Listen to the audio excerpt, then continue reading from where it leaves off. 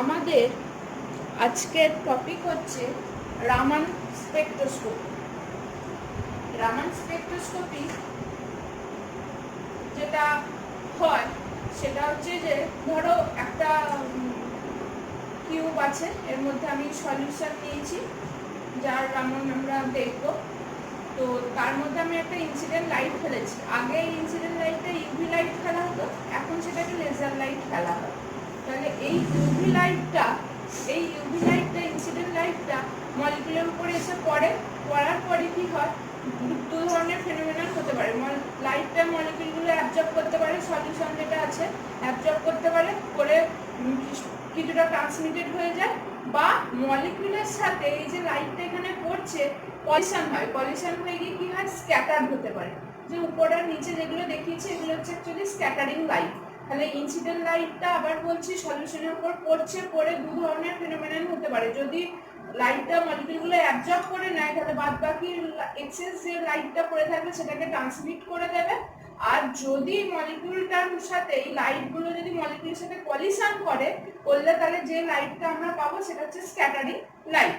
এই যে লাইটটা ফেলা হয় এটা ইউভি লাইট আগে ফেলা হতো, এখন লেজার লাইট ফেলা হয়। তাহলে এই যে মলিকুলার কলিশন হয়ে যে আমরা স্ক্যাটারিং লাইটটা পাচ্ছি, সেই তাহলে এটা কি হচ্ছে, কলিশনের মাধ্যমে লাইট আর মলিকুল এই দুটোর মধ্যে কলিশন হচ্ছে বলে আমি স্ক্যাটারিং লাইটটা পাচ্ছি।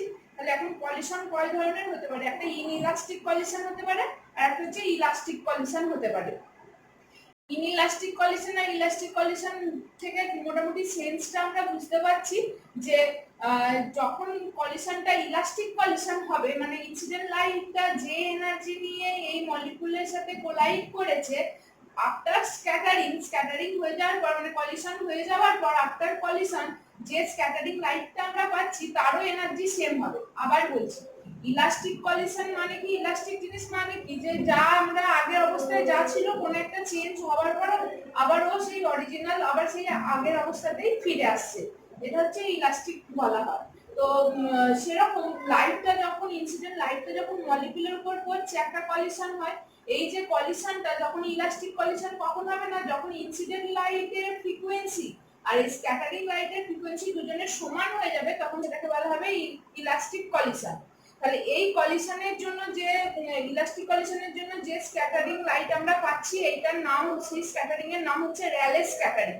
মানে এখানে দেখো আমি একটা সলিউশন নিয়েছি, ইনসিডেন্ট লাইট H নিউ ফেলেছি, এরা এই লাইটটা মলিকুলের সাথে কোলাইড করেছে, কোলাইড হওয়ার পর আফটার কলিশন এখানে আবার যে স্ক্যাটারিং লাইটটা বেরিয়েছে এদের দুজনের ফ্রিকোয়েন্সি বা এনার্জি দুজনের সেম।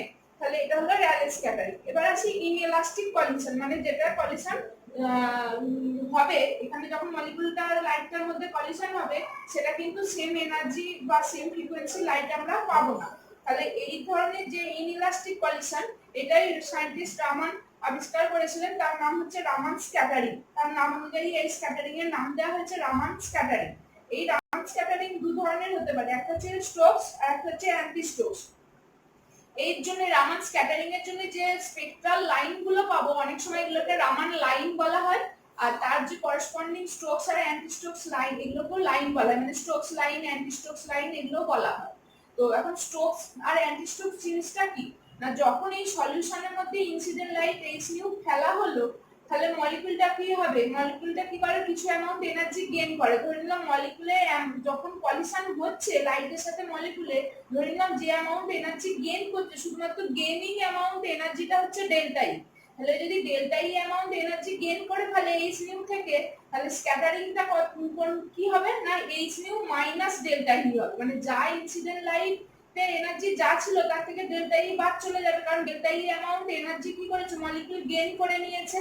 তাহলে ডেল্টা ই অ্যামাউন্ট এনার্জি মলিকুল গেইন করে নেওয়ার জন্য এই যে H নিউ মাইনাস ডেল্টা ই যেটা পেলাম এটা কার এনার্জি না, স্ক্যাটারিং লাইটের এনার্জি। তাহলে এর ফ্রিকোয়েন্সি কত হবে, স্ক্যাটারিং লাইটের মানে স্টোকস লাইনের ফ্রিকোয়েন্সি কত হবে, তাহলে ফ্রিকোয়েন্সি কি হবে, এটাকে আমি H দিয়ে ভাগ করে দেবো, তাহলে nu minus del E by H হয়ে যাবে। তাহলে স্ক্যাটারিং লাইটের ফ্রিকোয়েন্সি কত হবে, এটা হচ্ছে এনার্জি, আর এটার ফ্রিকোয়েন্সি কত হয়ে যাবে, nu minus del E by H। একইভাবে অ্যান্টি স্ট্রোকস এর ক্ষেত্রে কি হবে, ইনসিডেন্ট লাইটটাই সলিউশনের উপর পড়লো, পড়ার ফলে এখানে যেমন মলিকুলটা এনার্জি গেইন করেছিল এখানে কিন্তু ঠিক উল্টোটা হয়, মলিকুলটা কি হয়, এনার্জি লস করে দেয়। মানে মলিকুলের এনার্জি যা ছিল তার থেকে এনার্জি মলিকুল মানে ছেড়ে দেয়। তার মানে কি মলিকুল যদি এনার্জি ছেড়ে দেয় স্ক্যাটারিং লাইটের এনার্জি কি হয়ে যাবে আরো বেড়ে যাবে, মানে এইচ নিউ তো ছিল সেটা প্লাস মলিকুল যে অ্যামাউন্ট এনার্জি ছাড়ছে সেটা হবে, তাহলে এইচ নিউ প্লাস ডেল্টা ই হয়ে যাবে। তাহলে এর করেসপন্ডিং ফ্রিকোয়েন্সিটা যেটা আমরা পাবো সেটা কত পাবো, nu plus del E by H পাবো। এটা হচ্ছে এর অ্যান্টি-স্টোক লাইনের frequency nu plus del E by H হবে। তাহলে এই তিনটে টার্ম খুব ইম্পর্টেন্ট, স্টোকস, অ্যান্টি-স্টোকস আর র্যালে। আবার বলছি র্যালে হচ্ছে যে অ্যামাউন্ট বা যে ফ্রিকোয়েন্সি লাইট ইনসিডেন্ট হবে স্ক্যাটারিং লাইটে সেম ফ্রিকোয়েন্সি লাইট পাবো। স্টোকসে হচ্ছে যে ফ্রিকোয়েন্সি লাইট তুমি ফেলবে মলিকুলের সঙ্গে কলিশন করানোর জন্য তার থেকে যদি কম ফ্রিকোয়েন্সি লাইট স্ক্যাটার্ড হয় তখন সেটা হবে স্টোক স্ক্যাটারিং। আর অ্যান্টি স্টোকস হচ্ছে যে ফ্রিকোয়েন্সি লাইট তুমি এই সলিউশনের উপর ফেলবে তার থেকে যদি বেশি অ্যামাউন্ট বা বেশি ফ্রিকোয়েন্সি লাইট আমরা পাই সেটা হয়ে যাবে অ্যান্টি স্টোক স্ক্যাটারিং। এবার এটা একটু এনার্জি ডায়াগ্রামের মাধ্যমে জিনিসটা বোঝার চেষ্টা করি। ধরো এইটা হচ্ছে গ্রাউন্ড স্টেট, এবার এর উপরে এরকম এক্সাইটেড স্টেট গুলো আছে। তাহলে মলিকুল যখন এই গ্রাউন্ড স্টেট থেকে এখানে এইচ নিউ অ্যামাউন্ট লাইট ফেলা হয়েছে, এখানে এইচ নিউ 0 দিয়ে রিপ্রেজেন্ট করেছি, তাহলে ও আবার কি হচ্ছে এক্সাইটেড স্টেটে গিয়ে আবার সেই গ্রাউন্ড স্টেটে সেম লাইট নিয়ে ফিরে আসছে, তাহলে এইটা হয়ে যাচ্ছে কি র্যালে স্ক্যাটারিং। সেম লাইট নিয়ে ফিরে আসবে সেটা হচ্ছে কি র্যালে স্ক্যাটারিং সেম ফ্রিকোয়েন্সি নিয়ে। আর যখন গ্রাউন্ড স্টেট থেকে মলিকুলটা এক্সাইটেড স্টেটে গেল, গিয়ে সেখানে কিছুটা অ্যামাউন্ট এনার্জি লস করবে, এই যে গ্যাপটা সেটা হচ্ছে কত ধরো ডেল্টা ই, তাহলে এইচ নিউ 0 অ্যামাউন্ট এনার্জি নিয়ে গেল, আর তাহলে এখান থেকে এইচ নিউ 0 মাইনাস ডেল্টা ই বাদ দিলে তাহলে ও এখান থেকে এখানে আসবে, তাহলে এইটা হচ্ছে তোমার কি স্টোকস লাইন। আর অ্যান্টি স্টোকসটা কি না, এরা যেমন গ্রাউন্ড স্টেট থেকে মলিকিউলগুলো এক্সাইট করা হয়েছে, অ্যান্টি স্টোকের ক্ষেত্রে মলিকিউলটা নিজের ইটসেলফ মলিকিউল তো এনার্জি লস করবে, তাহলে মলিকিউলটাকে নিশ্চয়ই হায়ার স্টেটে থাকতে হবে, তবে তো এই অ্যামাউন্ট এনার্জিটা ও লস করবে, তাহলে মলিকিউলটাকে সবসময় এক্সাইটেড স্টেটে থাকতে হবে। সেই জন্য অ্যান্টি স্টোকস লাইন পেতে গেলে এর একটা কন্ডিশন হচ্ছে টেম্পারেচার বাড়ালে অ্যান্টি স্টোকস লাইনের ইন্টেন্সিটি বেড়ে যায়, তার কারণ টেম্পারেচার বাড়লে মলিকিউলগুলো গ্রাউন্ড স্টেট থেকে প্রথমে এক্সাইটেড স্টেটে যাবে, তারপরে যদি এর উপর লাইট ফেলা হয় সেই লাইটটা এনার্জি অ্যাবজর্ব করবে, করার পরে সেখানে কলিশন ঘটিয়ে আবার যে অ্যামাউন্ট লাইট ও স্ক্যাটার করবে সেটা হচ্ছে এইচ নিউ 0 এটা তো থাকবেই, প্লাস এই ডেলি অ্যামাউন্ট এনার্জিটা ও রিলিজ করবে। তাহলে এই হচ্ছে যে র্যালে স্ক্যাটারিং এর বাঁদিকে আমরা সবসময় স্টোকস লাইন পাবো, কারণ এইচ নিউ 0 থেকে কিছুটা অ্যামাউন্ট এনার্জি বাদ হয়ে যাবে। আর এটা যদি ফ্রিকোয়েন্সি টার্মসে তোমরা যদি বলো তাহলে সেটা কি হয়ে যাবে, এই এইচ দিয়ে ভাগ করে দিতে হবে, তাহলে সেটা বাঁ দিকে পাবো। আর অ্যান্টি স্টোক সবসময় কি হবে ডান দিকে, অর্থাৎ হায়ার ওয়েভ নাম্বারে অ্যান্টি স্টোকস পাবো, লোয়ার ওয়েভ নাম্বারে স্টোকস পাবো। র্যালের বাঁ দিকে হচ্ছে স্টোকস, র্যালের ডান দিকে হবে অ্যান্টি স্টোকস। এখন এই রামান স্পেকট্রোস্কোপির একটা খুব ইম্পর্টেন্ট অ্যাপ্লিকেশন হচ্ছে কি না determination of structure of organic molecule. যে কোনো অর্গানিক মলিকিউলের স্ট্রাকচার আমরা ডিটারমাইন করতে পারি রামান স্পেকট্রোস্কোপি ইউজ করে। এরপরে আমরা যেটা করব সেটা হচ্ছে classical theory of Raman effect. ধরে নিচ্ছি আমি একটা ইলেকট্রিক ফিল্ডের মধ্যে হাইড্রোজেন মলিকিউলটাকে এরকম এন্ড অন ওরিয়েন্টেশনে বসিয়েছি। এন্ড অন ওরিয়েন্টেশন মানে কি না ইলেকট্রিক ফিল্ডটা এইভাবে যাচ্ছে আর বন্ড লেন্থটা কি আছে এইভাবে আছে, অর্থাৎ ইলেকট্রিক ফিল্ড আর বন্ড অ্যাক্সিসটা ওরা পারপেন্ডিকুলার আছে, অর্থাৎ 90 ডিগ্রি অবস্থাতে রাখা আছে। এই অবস্থায় যে ওরিয়েন্টেশনটা এটাকে বলা হয় এন্ড অন ওরিয়েন্টেশন। এখন হাইড্রোজেন মলিকিউলকে ইলেকট্রিক ফিল্ডের মধ্যে যদি রাখা হয় এরকম এন্ড অন ওরিয়েন্টেশনে, তাহলে এই বন্ডের মধ্যেই তো ম্যাক্সিমাম ইলেকট্রন থাকে, এই বন্ডের ইলেকট্রনটা যে ইলেকট্রিক ফিল্ডের জন্য ডিসপ্লেস হবে সেটা খুব কম অ্যামাউন্ট হয়। এবার এখন প্রশ্ন হচ্ছে কেন ইলেকট্রিক ফিল্ডের জন্য বন্ডের ইলেকট্রন ডিসপ্লেসমেন্ট হবে, তার কারণ ইলেকট্রিক ফিল্ডের মধ্যে একটা পজিটিভ পোল নেগেটিভ পোল আছে। এইবার এই হাইড্রোজেন মলিকিউলের মধ্যেও ইলেকট্রনগুলো কি নেগেটিভ ক্যারেক্টার আর নিউক্লিয়াসগুলো পজিটিভ ক্যারেক্টার, তাহলে যেদিকে পজিটিভ পোল থাকবে ইলেকট্রিক ফিল্ডে তাহলে ইলেকট্রনগুলো কি করবে সেই দিকে যেতে চাইবে, আর যেদিকে ইলেকট্রিক ফিল্ডের নেগেটিভ পোল আছে হাইড্রোজেনের নিউক্লিয়াসগুলো পজিটিভ চার্জ হওয়ার জন্য তারা সেই দিকে আসতে চাইবে। তার মানে এই হাইড্রোজেন মলিকিউলের মধ্যে একটা চার্জের সেপারেশন তৈরি হয়ে যাবে। চার্জ সেপারেশন তৈরি হয়ে যাওয়া মানে একটা ইলেকট্রিক ফিল্ডটা কি করছে একটা এর মধ্যে একটা ডাইপোল মোমেন্ট তৈরি করছে, এই ডাইপোল মোমেন্টটাকে কি বলা হয় ইনডিউসড ডাইপোল মোমেন্ট, মানে হাইড্রোজেন মলিকিউলের মধ্যে একটা ইনডিউসড ডাইপোল মোমেন্ট তৈরি হচ্ছে।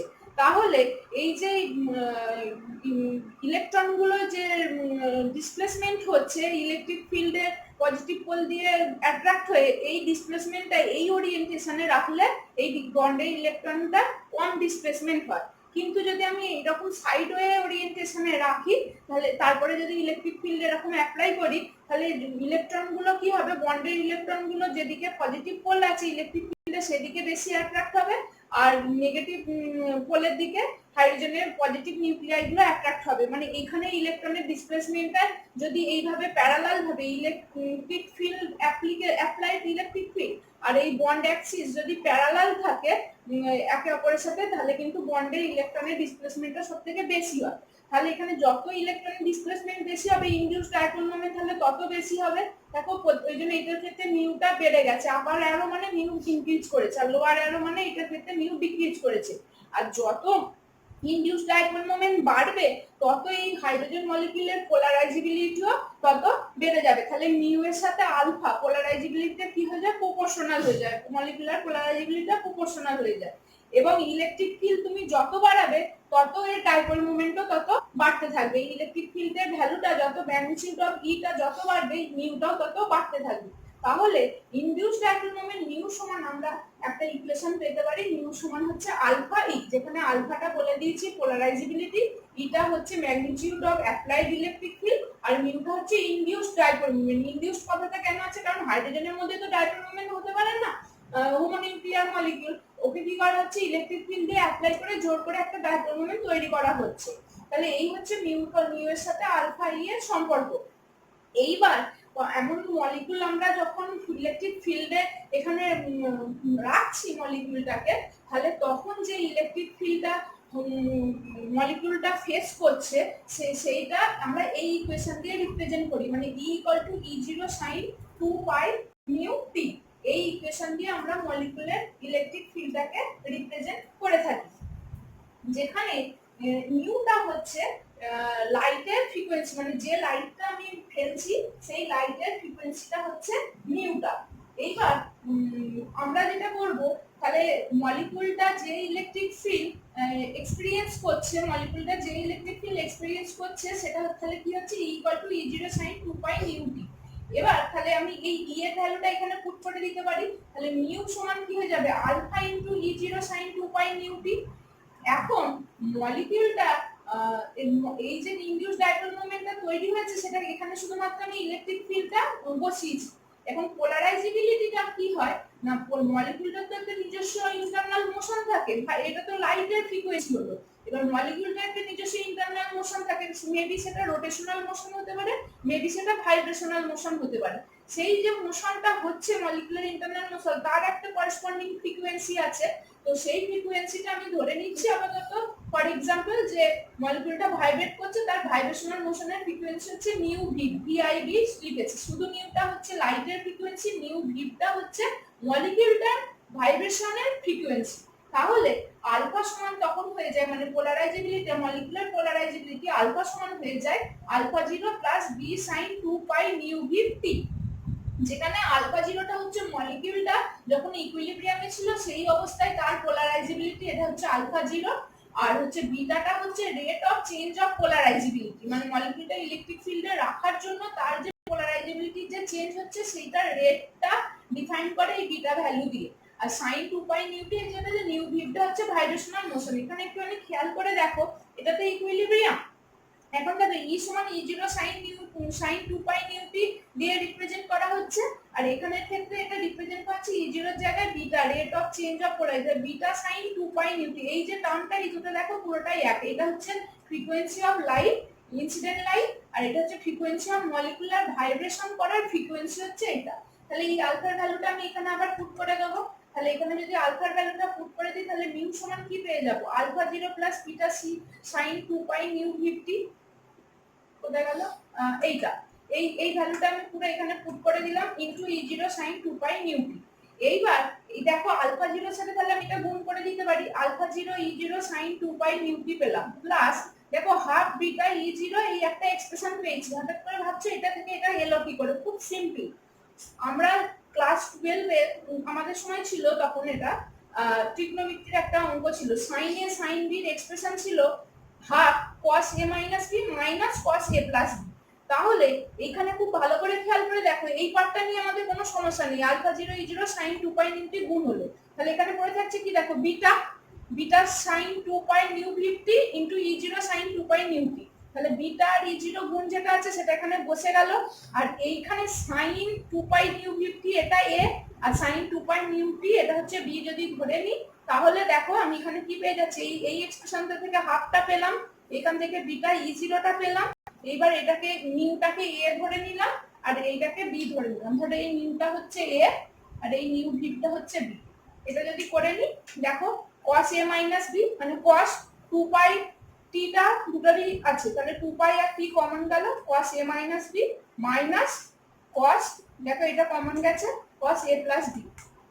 এবার আমরা এইমাত্র পড়েছি Rayleigh Stokes and anti Stokes, যদি বিটা ভ্যালুটা 0 হয়ে যায়, যদি ধরো মলিকুলার ভাইব্রেশনের জন্য, এটা তো rate of change of polarity, molecular ভাইব্রেশনের জন্য যদি ধরো যে কোনো রকম পোলারাইজেবিলিটি চেঞ্জ হচ্ছে না, তাহলে কি হয়ে যাবে, বিটাটা 0 হয়ে যাবে। মলিকুলার ভাইব্রেশনের জন্য যদি পোলারাইজেবিলিটি চেঞ্জ না হয় তাহলে কি হবে, আমার বিটাটা 0 হয়ে যাবে। তাহলে বিটা যদি 0 হয়, বিটা ভ্যালুটা যদি 0 হয়, তাহলে এই পার্টটা কি হয়ে যাবে, এই পার্টটা কি হয়ে যাবে, পুরোটা 0 হয়ে যাবে, এই পার্টটা পুরোটা 0 হয়ে যাবে, তখন শুধুমাত্র ডাইপোল মোমেন্ট মিউ সমান যেটা হয়ে যাবে, যে পার্টটা পড়ে থাকবে এটা হচ্ছে র্যালে স্ক্যাটারিং এর জন্য। আর আমরা আগেই পড়েছি যে স্টোকস লাইনের জন্য কি হয়ে যায়, যা ইনসিডেন্ট ফ্রিকোয়েন্সি থাকে লাইটের, তার থেকে যদি ফ্রিকোয়েন্সিটা কমে যায় তাহলে তখন সেটা কি হয়ে যায়, স্টোকসের করেসপন্ডিং পার্ট হচ্ছে এটা, আর যখন ইনসিডেন্ট লাইটের থেকে ফ্রিকোয়েন্সি আরো বেড়ে যাচ্ছে সেটা হয়ে যাচ্ছে অ্যান্টি স্টোকসের পার্ট। তাহলে এটা হচ্ছে র্যালের পার্ট, এটা স্টোকসের, এটা হচ্ছে অ্যান্টি স্টোকসের। নেক্সট দিন আমরা পরের রোটেশনাল রামান স্পেক্ট্রাটা আমরা পড়বো।